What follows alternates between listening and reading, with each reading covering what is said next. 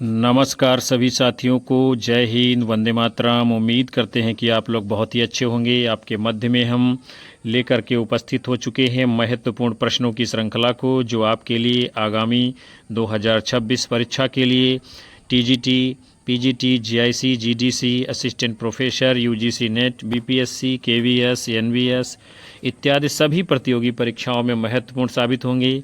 Channel के ऊपर पहली बार आए हो तो सब्सक्राइब करिए, बेल आइकन दबाइए, जिससे आपको भी ऐसी ही महत्वपूर्ण कक्षाओं का नोटिफिकेशन मिलता रहे। अपने साथी मित्रों में शेयर करिए। और हम शुरुआत करते हैं आज के पहले प्रश्न के साथ में। कविता क्या है? निबंध चिंतामणि के किस भाग में संकलित है? भाग 1, भाग 2, भाग 3, भाग 4। तो आप सभी जानते हैं ये शुक्ल जी का निबंध संग्रह है। और कविता क्या है, ये किस में है? भाग 1 में है। चिंतामणि भाग 1 में है, यानी विकल्प ए आपका उत्तर होगा। और इसमें कुल कितने 17 निबंध संकलित हैं। आगे बढ़ते हैं। अगला प्रश्न है, निम्नलिखित में से क्या अलंकारों के अंतर्गत आते हैं? दीपक, रोमांच, उल्लेख, वैदर्भी। तो इनमें से दीपक भी अलंकार है, उल्लेख भी अलंकार, यानी ए सी आपका उत्तर हो गया। और रोमांच आपका ये संचारी भाव है, वैदर्भी एक रीति है। अगला प्रश्न आपके सामने है, निम्नलिखित में से अस्तित्ववाद की विशेषताएं हैं? क्या हैं? तो जीवन की निरर्थकता का बोध, यानी अस्तित्ववाद मानता है कि जीवन निरर्थक है। जीवन की सार्थकता का बोध गलत है। मृत्युबोध ये भी मानता है अस्तित्ववाद की मृत्यु निश्चित है। परंपरा की प्रत्यास्था ये बात नहीं मानता है। तो ए और सी दो बातें सही हैं अस्तित्ववाद के अनुसार। आपका उत्तर विकल्प बी होगा इसमें। कूट के रूप में अगला प्रश्न है, सूची 1 का मिलान सूची 2 से करना है। निबंध है, उनके निबंधकार हैं। होली है, प्रताप नारायण मिश्र का निबंध है। पीछे मत फेंकिए, बालकृष्ण भट्ट का निबंध है। मेरी जन्मभूमि हजारी प्रसाद द्विवेदी का है। परंपरा बंधन नहीं, विद्यानिवास मिश्र का है। तो ये आपका सही मिलान कर दिया गया है। अगला प्रश्न आपके सामने है, यहाँ भी सूची 1 का मिलान सूची 2 से करना है। साहित्यकार हैं और ये कहाँ के रहने वाले हैं, ये आपको मिलान करना है। तो सबसे पहले अभिमन्यु मनत ये मॉरिशस के रहने वाले हैं। जोगिंदर सिंह कंवल ये फिजी के रहने वाले हैं। सूर्य प्रसाद वीरे सूरीनाम के हैं। और सहोदरा शिव ये त्रिनिदाद के साहित्यकार हैं। तो इस प्रकार आपका सही मिलान कर दिया गया है। और हम लोग आगे बढ़ेंगे। अगला प्रश्न आपके सामने है, सूची 1 का मिलान सूची 2 से यहाँ पे भी करना है। चित्तौड़ का सर्वनाश ये जो है रूपनारायण पांडे की रचना है। बसंत भारतेंद्र हरिश्चंद्र की रचना है, यानी ये सब निबंध हैं। जुलूस रुका है विवेकी राय का निबंध है। गांव का मन विद्यानिवास मिश्र का निबंध है। आगे बढ़ेंगे हम लोग। अगला प्रश्न है, यहाँ भी सूची 1 का मिलान सूची 2 से आपको करना है। तो सप्तपर्णी, सबसे पहले सप्तपर्णी, तो ये रचना किसकी है? गिरिराज किशोर की। लौट आओ धार ये रचना किसकी है? तो ये दूधनाथ सिंह की है। हम हशमत कृष्णाशोक्ति की है। और आज की अतीत रचना भीष्म साहनी की है। और इसमें कूट के रूप में विकल्प डी आपका जवाब होगा। फिर अगला प्रश्न है, यहाँ भी सूची 1 का मिलान सूची 2 से आपको करना है। तो सबसे पहले क्या है, राजभाषा आयोग का गठन कब होता? 1955 में। राष्ट्रपति का आदेश 1960 में। और राजभाषा अधिनियम ये कब आया है? 1963 में। और राजभाषा नियम 1976 में। तो ये आपका मिलान कर दिया गया है। राजभाषा आयोग 1955, राष्ट्रपति का आदेश 1960, राजभाषा अधिनियम 1963, राजभाषा नियम 1976। और कूट के रूप में विकल्प आपका इसमें जवाब होगा। फिर अगला प्रश्न है, यहाँ कुछ पाश्चात्य काव्यशास्त्र और उनकी जो है रचनाएं दी गई हैं, उससे आपको मिलान करना है। तो प्लेटो की रचना इयोन है। और फिर कॉलरिज की रचना literary criticism a short history है। और यानी बिम्सार्ट डब्लू की रचना है लिटरेरी क्रिटिसिज्म। फिर जो है फ्रैंक रेमंड लिविस की रचना दी ग्रेट है। और बाकी एक रचना ये जो है गलत दी गई हुई, इस तरीके से आपका यहाँ मिलान कर दिया गया है। फिर अगला प्रश्न आपके सामने है, यहाँ भी सूची 1 का मिलान सूची 2 से करना है। कुछ स्थान हैं और उपन्यासों के साथ में आपको मिलान करना है। तो लाहौर किस में आता है? ये झूठा सच उपन्यास में, शिवपालगंज राग दरबारी में। और कान्य कुब्ज स्थान ये किसमें है?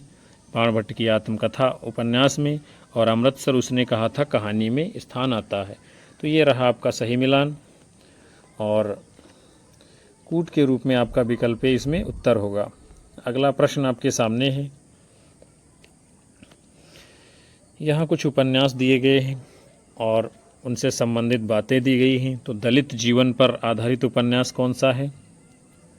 तो आपका हो जाएगा धरती धरना अपना। राजनीतिक बोध किसमें है? तो ये तमस में है। किसमें है? तमस में है। और जीवनी परक उपन्यास जो है मानस का हंस है। आत्मकथात्मक शैली में लिखा गया उपन्यास शेखर एक जीवनी है। तो ये आपका सही मिलान हो गया है, और कूट के रूप में विकल्प भी इसमें आपका उत्तर होगा।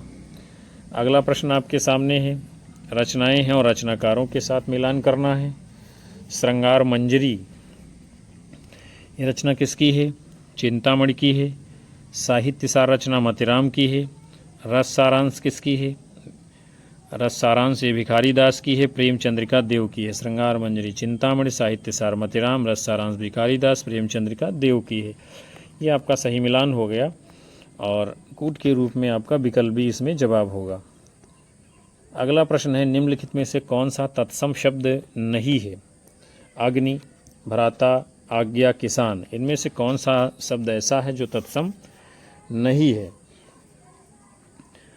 तो आपका सही उत्तर होगा किसान। किसान तत्सम नहीं है। अग्नि, आज्ञा, भ्राता ये सब तत्सम शब्द हैं। अगला प्रश्न आपके सामने है। निम्नलिखित में से कौन सी भाषा शामी भाषाओं में शामिल नहीं है? इब्रानी, अरबी, हबशी, फ़ारसी, कौन नहीं शामिल है जो है? तो आपका जवाब होगा फ़ारसी। फ़ारसी किसमें? ये शामी भाषाओं में नहीं शामिल है। इब्रानी, अरबी, हबशी ये सब शामी भाषाओं में शामिल भाषाएं हैं। अगला प्रश्न आपके सामने है। निम्नलिखित में से इतिहास दर्शन से मूलतः संबंधित विचारक हैं? वाल्तेयर, हेरोदोतस, विको, कांट, कौन है इतिहास दर्शन से संबंधित विचारक इसमें से? तो आपका सही जवाब होगा वाल्तेयर, ये जो है इतिहास दर्शन से संबंधित विचारक हैं। अगला प्रश्न, निम्नलिखित में से किस काव्यधारा में सहज भोग मार्ग से जीव को महासुख की ओर उन्मुख किया गया है? सिद्ध साहित्य में, जैन साहित्य, नाथ साहित्य, लौकिक साहित्य में। तो सहज भोग मार्ग की बात चल रही है, इसके माध्यम से महासुख की ओर किस में उन्मुख किया गया है? तो आपका जवाब होगा, आप सब जानते हैं, सिद्ध साहित्य में। फिर अगला प्रश्न आपके सामने है। निम्नलिखित में से कौन सी नंददास की कृति नहीं है? रूप मंजरी, विरह मंजरी, मान मंजरी, कवि प्रिया। बहुत ही आसान सा प्रश्न आपके सामने है। तो इनमें से नंददास की कृति कौन सी नहीं है? आपका उत्तर होगा कवि प्रिया, यानी केशव दास की ये रचना है, और बाकी नंददास की रचनाएं हैं। अगला प्रश्न है। रामचंद्र शुक्ल ने हिंदी साहित्य का इतिहास में देव के कितने ग्रंथों का उल्लेख किया है? 22, 23, 24, 25 बताना है आपको। शुक्ल ने कितने ग्रंथ माने हैं देव के? तो आपका सही उत्तर होगा विकल्प बी, 23 ग्रंथ माने हैं। कितने? 23 ग्रंथ माने हैं। अगला प्रश्न आपके सामने है। निम्नलिखित में से किस कवि का उपनाम हितैषी है? तुलसी राम शर्मा, गोपाल शरण सिंह, अनूप शर्मा, जगदम्बा प्रसाद। तो आप सभी लोग जानते हैं इसका उत्तर क्या है? जगदम्बा प्रसाद को ही हितैषी कहा जाता है। अगला प्रश्न आपके सामने है। मैत्रेयी पुष्पा के किस उपन्यास में ब्रज क्षेत्र के यथार्थ का चित्रण हुआ है? चाक, झूला नट, अलमा कबूतरी, इदन्नम। मैत्रेयी पुष्पा के किस उपन्यास में ब्रज क्षेत्र के यथार्थ जीवन का वर्णन किया गया है? तो आपका सही उत्तर होगा चाक उपन्यास में। आगे बढ़ेंगे हम सभी। अगला प्रश्न आपके सामने है। निम्नलिखित में से ये कथन इष्टा विधेय वक्रोक्तिरिष्टा वाचाम अलंकृति किसका है? ये भामह, दंडी, उद्भट और वामन, किसका ये कथन है? तो आपका सही जवाब क्या माना जाएगा? ये भामह का कथन है। क्या? इष्टा विधेय वक्रोक्तिरिष्टा वाचाम अलंकृति, ये कथन किसका है? भामह का है। भामह अलंकारवादी आचार्य हैं। फिर आपका अगला प्रश्न है। निम्नलिखित में से भोजराज की पुस्तक है? अभिनव भारती, व्यक्ति विवेक, काव्य कौतुक, श्रृंगार प्रकाश, कौन सी इनमें से जो है भोजराज की पुस्तक है? तो आपका सही उत्तर क्या होगा? श्रृंगार प्रकाश भोजराज की है। और व्यक्ति विवेक ये जो है किसकी है? आप सभी को कमेंट बॉक्स में बताना है। अगला प्रश्न है। निम्नलिखित में से अभिज्ञान का संबंध किससे है? कथानक, चरित्र, अभिनय, गीत। तो अभिज्ञान का संबंध किससे है? तो आपका सही उत्तर हो जाएगा कथानक से संबंध है अभिज्ञान का। किससे? कथानक से। फिर अगला प्रश्न आपके सामने है, निम्नलिखित में से कौन सा तत्व मार्क्सवादी चिंतन के पक्ष में नहीं है? आधार और अधिरचना, वर्ग संघर्ष, प्रतिनिधि पात्र, यांत्रिक भौतिकवाद। कौन सा इनमें से जो है मार्क्सवादी चिंतन पक्ष में नहीं आता है? तो इस प्रश्न का जो है सही जवाब क्या होगा? यांत्रिक भौतिकवाद। ये जो है किसमें? मार्क्सवादी चिंतन पक्ष में नहीं आता है। आधार और अधिरचना, वर्ग संघर्ष, प्रतिनिधि पात्र, ये सारी बातें आती हैं। अगला प्रश्न आपके सामने है, कबीर कूता राम का मोतिया मेरा नाव, गले राम की जेवड़ी, जित खींचे तित जाऊं। इस दोहे में किस तरह की मानसिकता व्यक्त हुई है? आत्मसमर्पण, मान, दीनता, कुंठा। तो यहाँ पर जो है कवि क्या कहता? आत्मसमर्पण कर दिया, इसीलिए कह रहा जित खींचो तित जाऊं, जहाँ ले जाएगा ईश्वर मैं वहाँ जाऊँगा। अगला प्रश्न है, अखियाँ हरि दर्शन की भूखी, बारक वह मुख फेर दिखावो, दुहि पय पीवत पतूखी। इसमें पतूखी का अर्थ क्या है? साग सब्जी, पेय पदार्थ, पकवान, पत्ते का दोना। तो पतूखी का अर्थ इसमें क्या है?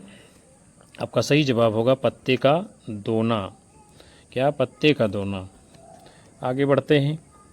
अगला प्रश्न आपके सामने, महारारी गिरधर गोपाल दूसरा ना कुआं, दध मथ घृत काढ़ लयो, डार दया छुया। इसमें छुया का अर्थ क्या है? छार, मट्ठा, मथानी, मक्खन। तो छुया का अर्थ इन पंक्तियों में क्या है? मट्ठा, छाछ जिसे कहते हैं, यानी कि विकल्प बी आपका उत्तर होगा। छुया का अर्थ है मट्ठा, छाछ। फिर अगला प्रश्न है, घनानंद की कविता में निम्नलिखित में से कौन सी विशेषता नहीं पाई जाती है? भाषा की लाक्षणिकता है, भाषा की व्यंजकता है, उक्ति वैचित्र है, लेकिन क्या है? संध्या भाषा ये नहीं। संध्या भाषा ये आदिकाल की जो है विशेषता है, यानी घनानंद से इसका कोई भी संबंध नहीं है। आगे बढ़ेंगे। अगला प्रश्न है, ईश्वर अंश जीव अविनाशी, चेतन अमल, सहज सुख राशि। इन पंक्तियों में कौन सा दर्शन है?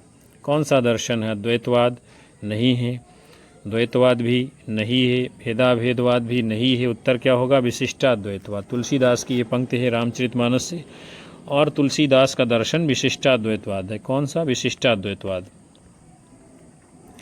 अगला प्रश्न है, कर रही लीला में आनंद, महाचित सजग हुई सी व्यक्त, विश्व का उन्मिलन अभिराम, इसी में सब होते अनुरक्त। शिव की कौन कौन सी 3 शक्तियों को महाचित कहा गया है? इसमें कौन सी महाचित कहा गया है? विकल्प आपके सामने, आप सभी को बताना है। इसमें सही जवाब क्या होगा? तो महाचित इच्छा, ज्ञान और क्रिया को कहा गया है। इन पंक्तियों में किसकी है? ये कामायनी की पंक्तियां हैं। अगला प्रश्न है, आज के व्यापक सामाजिक संबंधों के संदर्भ में जीने वाले व्यक्ति के माध्यम से ही मुक्तिबोध ने अंधेरे में कविता में अस्मिता की खोज को नाटकीय रूप दिया है। ये कथन किस आलोचक का है? नामवर सिंह, रामविलास शर्मा, रमेश कुंतल, मेघ, रामस्वरूप चतुर्वेदी। किसका कथन है ये? तो नामवर सिंह ने अस्मिता की खोज की बात की है। आज के व्यापक सामाजिक संबंधों के संदर्भ में जीने वाले व्यक्ति के माध्यम से ही मुक्तिबोध ने अंधेरे में कविता में अस्मिता की खोज को नाटकीय रूप दिया है। आगे बढ़ेंगे। अगला प्रश्न आपके सामने है, असाध्य वीणा गेय के किस कविता संग्रह में है? बावरा, हेरी, इंद्रधनुष रौंदे हुए, अरियो करुणा प्रभामय, आंगन के पार द्वार। तो असाध्य वीणा कविता ये किस में संकलित है? आंगन के पार द्वार कविता संग्रह में। अगला प्रश्न आपके सामने है, निम्नलिखित में से कौन तमस उपन्यास का पात्र नहीं है? रत्तो, नत्थु, रिचर्ड, हयातबख्श। कौन जो है तमस उपन्यास में नहीं है? और तमस उपन्यास किसका है? तो तमस उपन्यास भीष्म शाहनी का है। इसमें कौन सा पात्र नहीं है? तो आपका सही जवाब क्या होगा? रत्तो इसमें नहीं है। कौन? रत्तो नहीं है। और नत्थु, रिचर्ड, हयातबख्श ये सभी लोग जो है इसमें पात्र हैं। आगे बढ़ते हैं। अगला प्रश्न आपके सामने है, पार्वती, सुखदेई, दौलतराम और छोटे निम्नलिखित में से किस कथाकृति के पात्र हैं? रानी केतकी की कहानी, वामा शिक्षक, भाग्यवती, देवरानी जेठानी की कहानी। पार्वती, सुखदेई, दौलतराम ये सब किसके पात्र हैं? तो ये देवरानी जेठानी की कहानी उपन्यास के पात्र हैं। आगे बढ़ेंगे हम सभी लोग। अगला प्रश्न आपके सामने है, उस युवती के प्रति मेरे मन में जो प्रेम और श्रद्धा है वो ऐसी है कि अगर मैं उसकी ओर वासना से देखूं तो आंखें फूट जाएं। ये जो है गोदान उपन्यास में किन दो पात्रों के मध्य संवाद है? तो क्या होगा? मेहता और मालती, खन्ना और गोविंदी, मिर्ज़ा खुर्शीद और मेहता, राय अमरपाल सिंह और मालती। तो इस प्रश्न का सही जवाब होगा विकल्प ए। मेहता जो है मालती से कहते हैं कि उस युवती के प्रति मेरे मन में जो प्रेम और श्रद्धा है वो ऐसी है कि अगर मैं उसकी ओर वासना से देखूं तो आंखें फूट जाएं। आगे बढ़ेंगे हम लोग। अगला प्रश्न आपके सामने है। जगदीश चंद्र माथुर कृत उपन्यास धरती धन्ना अपना की अंतर वस्तु निम्नलिखित में से किस विषय पर आधारित, यानी उसका विषय क्या है? पंजाब की ग्रामीण पृष्ठभूमि में दलित जीवन की आत्मकथा, देश विभाजन के बाद पंजाबी शरणार्थियों की समस्या, वायलिन और बंदूक संगीत, युद्ध का द्वंद्व, युद्ध और प्रेम। तो जगदीश चंद्र माथुर का उपन्यास है धरती धन्ना अपना। इसकी विषय वस्तु क्या है?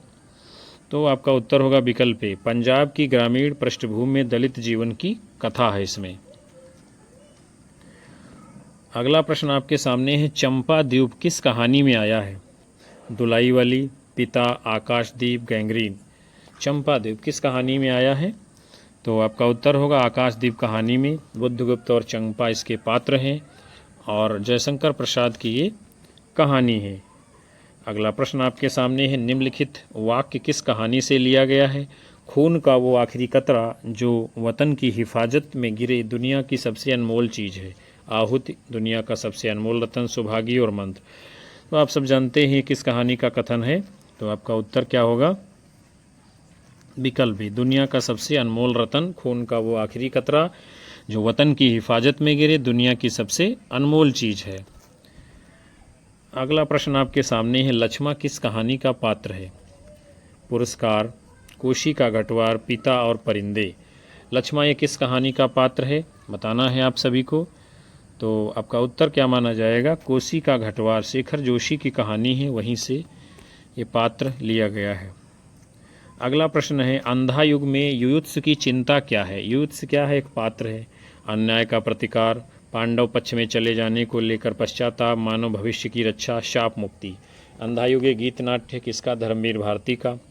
और इसका जो पात्र है युयुत्सु, इसकी चिंता क्या है? तो आपका उत्तर होगा मानव भविष्य की चिंता। आगे बढ़ेंगे हम लोग। अगला प्रश्न आपके सामने है। आज का हिंदी निबंध साहित्य अधिकांश में आलोचना की ओर दौड़ा जा रहा है। आजकल आचार्यत्व की चाह रीतिकाल से भी कुछ बढ़ी चढ़ी है। ये कथन किसका है? कथन ये जो है किसका है? नंद किशोर, नवल, बाबू गुलाब राय, मुक्तिबोध। आपको बताना है ये कथन किसका है। तो आपका जवाब होगा विकल्प बी, यानी गुलाब राय का कथन है ये। आज का हिंदी निबंध साहित्य अधिकांश में आलोचना की ओर दौड़ा जा रहा है। आजकल आचार्यत्व की चाह रीतिकाल से भी कुछ बढ़ी चढ़ी है। आगे बढ़ेंगे हम लोग। फिर आपका प्रश्न है। नाखून क्यों बढ़ते हैं? निबंध हजारी प्रसाद द्विवेदी के किस संग्रह में है? अशोक के फूल, कल्पलता, कुटज, आलोक पर्व। नाखून क्यों बढ़ते हजारी प्रसाद द्विवेदी का निबंध है। उनके किस ये निबंध संग्रह में है? तो ये कल्पलता में है। किसमें है? कल्पलता में है। आगे बढ़ेंगे। फिर अगला प्रश्न आपके सामने है। संस्कृत के 4 अध्याय में दिनकर ने रविंद्रनाथ टैगोर और मोहम्मद इकबाल को आख्यायित किया है। किस रूप में? राष्ट्र कवि के रूप में, नवोत्थान कवि के रूप में, भारतीय कवि के रूप में, सामासिक संस्कृत के कवि के रूप में। तो संस्कृत के 4 अध्याय में दिनकर ने रविंद्रनाथ टैगोर और मोहम्मद इकबाल को किस रूप में आख्यायित किया है? नवोत्थान कवि के रूप में। अगला प्रश्न आप सभी के सामने। मुर्दहिया में ननकू पांडे किस कला में कुशल थे? बीड़ा वादन में, ढोलक वादन में, सारंगी वादन में, तबला वादन में। तो मुर्दहिया ये आत्मकथा है। किसकी है? रमणिका गुप्ता की है। ननकू पांडे जो हैं किस कला में ये कुशल हैं? तो आपका उत्तर होगा ढोलक वादन में। किसमें है? ढोलक वादन में। आगे बढ़ेंगे। अगला प्रश्न है। संस्कृत के 4 अध्याय के अनुसार अकबर के राज्यारोहण तक सरकारी हिसाब में किस भाषा में रखा जाता था? अरबी, फारसी, उर्दू, हिंदी। संस्कृत के 4 अध्याय के अनुसार अकबर के राज्यारोहण तक सरकारी हिसाब जो है किस भाषा में रखा जाता था? तो आपका सही जवाब क्या होगा? यानी कि हिंदी भाषा में। किस में? हिंदी भाषा में। आगे बढ़ेंगे हम लोग। फिर अगला प्रश्न है, इधर वो कविता मेरा पिंड नहीं छोड़ रही थी। अगर वो कविता भावावेशपूर्ण होती तो एक बार उसकी आवेशात्मक अभिव्यक्त हो जाने पर मेरी छुट्टी हो जाती।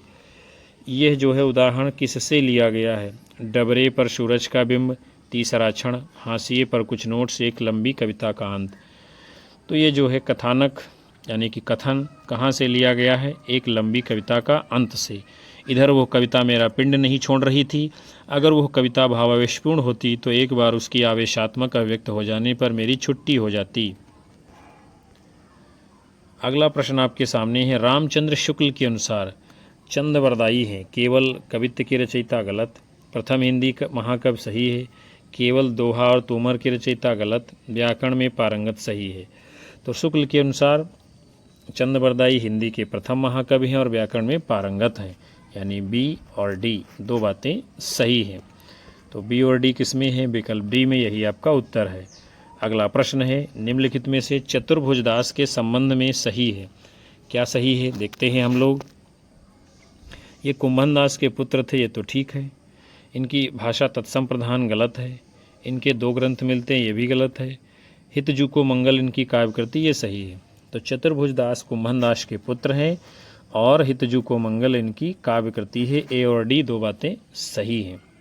और ए और डी किस में है? विकल्प सी में आपका उत्तर होगा। फिर अगला प्रश्न है, निम्नलिखित में से पुस्तक और लेखक का सही मेल है? क्या सही मेल है? केशव की काव्य कला क्या पुस्तक ये सत्येंद्र ने लिखी है? गलत है। फिर है गुप्त जी की काव्य कला कृष्ण शंकर ने क्या पुस्तक लिखी है? ये नहीं लिखी है, गलत है।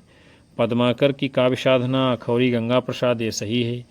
प्रसाद की काव्य साधना रामनाथ सुमन, ये सही है। तो पद्माकर की काव्य साधना पुस्तक अखौरी गंगा प्रसाद सिंह की है। प्रसाद की काव्य साधना पुस्तक ये जो है रामनाथ लाल सुमन की है, यानी सी और डी दो बातें सत्य हैं इस प्रश्न के संदर्भ में। सी और डी किस में है? विकल्प सी में आपका जवाब होगा। अगला प्रश्न है, महादेवी वर्मा के संबंध में रामचंद्र शुक्ल की स्थापनाएं क्या क्या हैं? देखते हैं हम लोग। तो सबसे पहले महादेवी के गीतों का मूल आधार मिलन सुख है। ये बात तो जो है शुक्ल जी ने नहीं कही है। छायावादी कवियों में महादेवी वर्मा ही रहस्यवाद के अंतर्गत आती, ये बिल्कुल सही है। महादेवी के गीतों में अनूठी व्यंजना है, तो ये भी बात क्या है? सही है। महादेवी वर्मा के गीतों में अनूठी व्यंजना है, तो बी और सी दो बातें सत्य हैं। और अगला कथन जो है ये इनका नहीं है, तो बी और सी किस में? विकल्प बी में है, जो आपका उत्तर होगा। फिर अगला प्रश्न है, नंद दुलारे वाजपेयी के संबंध में सही कथन कौन कौन से हैं? देखते हैं हम लोग। नंद दुलारे वाजपेयी ने प्रसाद पंत निराला को छायावाद की बृहत्तरी के रूप में प्रतिष्ठित किया, बिल्कुल सही है। नंद दुलारे वाजपेयी ने रामचंद्र शुक्ल की लोकमंगल परक आलोचना दृष्टि का समर्थन किया, बिल्कुल नहीं किया। नंद दुलारे वाजपेयी छायावादी अथवा स्वच्छंदतावादी आलोचक हैं, बिल्कुल सही है। तो यानी ए और सी दो बातें सत्य हैं इस प्रश्न के विषय में। और विकल्प डी जो है ये ठीक नहीं है, तो आपका उत्तर जो है यही कौन सा इसमें है? ए और सी सही होगा, दो बातें ठीक हैं। अगला प्रश्न है, नागमती वियोग खंड से संबंधित सही तथ्य कौन कौन से हैं? देखते हैं हम लोग। ये बारहमासा शैली में लिखा गया है, क्या ये बात सत्य है? तो जी हाँ, ये बात बिल्कुल सही है। बारहमासा की शुरुआत जायसी ने की है, बिल्कुल गलत बात है। जायसी से पहले ही बारहमासा शुरू हो गया था। जायसी ने जेठ आषाढ़ी नामक 13वें महीने का उल्लेख किया है, नहीं किया है। नागमती के आंसुओं से सारी सृष्टि भीगी हुई जान पड़ती है, ये बात सही है। तो नागमती वियोग खंड के संबंध में सही बात क्या है कि ये बारहमासा शैली में लिखा गया है और नागमती के आंसुओं से सारी सृष्टि भीगी हुई जान पड़ती है, दो बातें सही है, यानी कि ए और डी। ए और डी, और ए और डी किस में है? आपका विकल्प सी में है, जो आपका जवाब माना जाएगा। और जो नागमती वियोग खंड ये पद्मावत में आया है। पद्मावत का जो प्रथम खंड है उसका नाम है स्तुति खंड। क्या नाम है? स्तुति खंड। स्तुति खंड ये जो है पद्मावत का प्रथम खंड है। और 57 जो खंड है उसका नाम है सती खंड। क्या नाम है? सती खंड उसका नाम है। तो प्रिय साथियों, हम इस सेशन को यहीं पर समाप्त कर रहे हैं। हमें उम्मीद है कि ये प्रश्न आप सभी लोगों को पसंद आए होंगे और आपकी आने वाली परीक्षाओं में ज़रूर लाभदायक साबित होंगी। कक्षा को अपने साथी मित्रों में शेयर करिए और हमारे चैनल से अधिकतम लोगों को जोड़ते रहिए। हम मिलेंगे आप सभी को पुनः से नए मॉडल पेपर को लेकर। तब तक के लिए नमस्कार, जय हिंद, वंदे मातरम।